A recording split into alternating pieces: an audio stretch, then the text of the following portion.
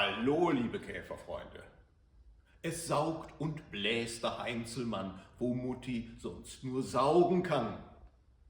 Die Millennials unter euch halten das jetzt für ein Filmzitat aus xhamster.com.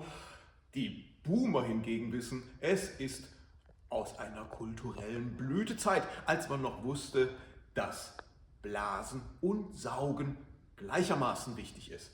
Bezogen auf unsere VW-Welt heißt das jetzt Folgendes. Schaut mal her. Das ist ein klassischer 34 PS Motor von 1961. Da war die technische VW-Welt noch relativ simpel. Hier sitzt der Vergaser auf dem Saugrohr. Durch das Saugrohr geht das Benzin-Luft-Gemisch nach rechts und links zu den Zylinderköpfen und versorgt so den Motor. Ich habe euch das mal ausgebaut hier, damit man es auch deutlich sehen kann. Hier ist der Vergaser, der sitzt auf dem Saugrohr drauf. Und dann teilt sich hier das Gas-Luft-Gemisch nach rechts und links über das Saugrohr und geht dann hier in den Zylinderkopf hinein und dann hier in die beiden Brennräume über die Einlassventile. Zwischen dem Saugrohr und dem Zylinderkopf sitzt hier dieser Dichtring und dann wird das Ganze hier festgeschraubt und dann sitzt das bombenfest. Und das ist auch wirklich dicht, da kann man echt nicht viel verkehrt machen. Und es unterliegt auch hier keinerlei Verschleiß. Solange man das nicht aufmacht, bleibt es dicht die nächsten 500 Jahre. So, und jetzt ist es aber in der VW-Entwicklung so, dass man mit der Zeit den Käfer natürlich und auch den Motor immer weiter verbessert hat. Aber jede technische Verbesserung geht in der Regel mit einer Verkomplizierung einher. Was meine ich damit? Im Herbst 1970 führt VW den Doppelkanalmotor ein, außer beim 34 PS. Und das heißt Folgendes. Man hat jetzt hier zwei Einlasskanäle für jeden Zylinder einen. Das ist natürlich technisch deutlich besser, weil so die Befüllung der Zylinder effizienter funktioniert. Das Ganze wird leistungsfähiger und auch ein bisschen sparsamer. Und das bedingt natürlich, dass hier auch das Ansauggeweih sich ändert. Da ist dann hier dieser Einlassstutzen drauf. Ja, der sitzt hier. Und das Saugrohr ist jetzt dreigeteilt, zwei Saugstutzen und ein zentrales Saugrohr, wo der dann jetzt nochmal vergrößerte Vergaser drauf ist. Dann muss man natürlich hier zwischen diesen Saugrohrstutzen und dem eigentlichen Saugrohr eine Gummimanschette haben. Und diese Gummimanschette, die hat es in sich. Denn früher war das eine simple Sache. Wenn die kaputt war, dann ging man zu VW und holte sie neu. Heute, Gott sei es geklagt, geht ja jeder ins Internet und im Internet tummeln sich jede Menge böse Buben. Nicht böse, weil sie moralisch anstößig wären, sondern weil sie keine Ahnung haben. Denn so eine Gummimanschette an dieser Stelle, die muss verschiedene Eigenschaften haben. Erstmal muss sie maßhaltig sein. Dann aber, viel wichtiger noch, muss sie aus dem richtigen Gummimaterial gefertigt sein. Richtiges Gummimaterial, wieso Gummi ist Gummi? Nein, ist es nicht. Das Gummi muss temperaturbeständig sein. So im Motor sind extreme Temperaturunterschiede von 20 Grad minus. Die Fans von Rainer Günzler wissen es.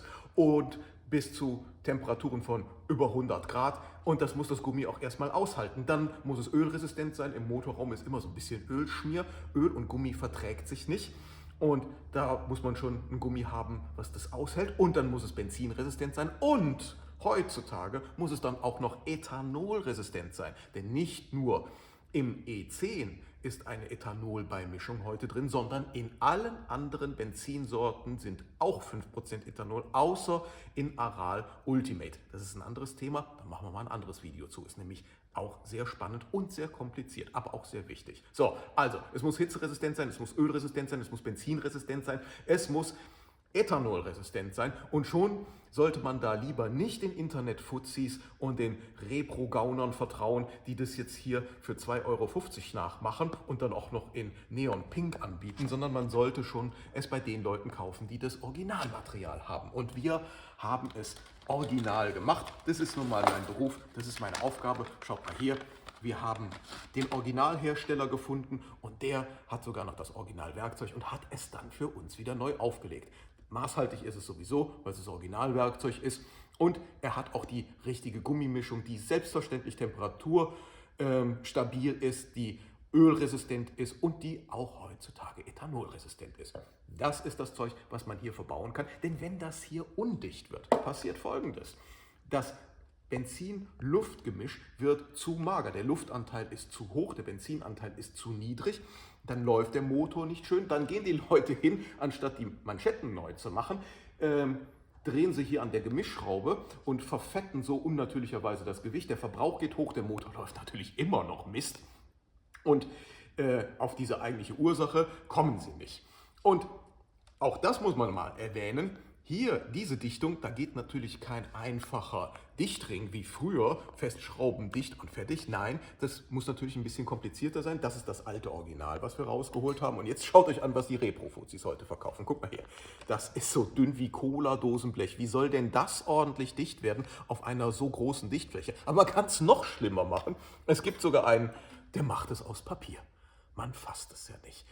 Also auch hier, Original ist die Wahl der Mittel hier. Und deswegen habe ich hier diesen Dichtsatz für das geteilte Saugrohr kreiert. Da ist alles drin, was man braucht. Da sind die schönen originalen Saugrohrmanschetten drin. Da sind die Schlauchschellen für die Saugrohrmanschetten drin. Da ist jetzt dann auch diese Dichtung in einem schönen, stabilen Originalmaterial drin, auf Originalwerkzeug gefertigt. Und schon wird die ganze Sache dann auch wieder dicht. Der Motor läuft schön rund und stirbt nicht den Hitzetod.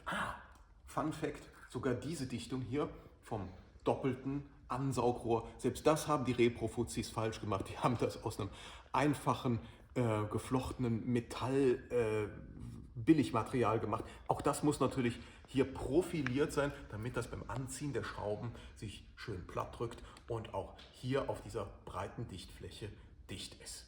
So, jetzt haben wir wieder was gelernt, denn wie Heraklit schon wusste, erst saugen, dann blasen und dann wird es auch ein schönes Wochenende. Bis zum nächsten Mal.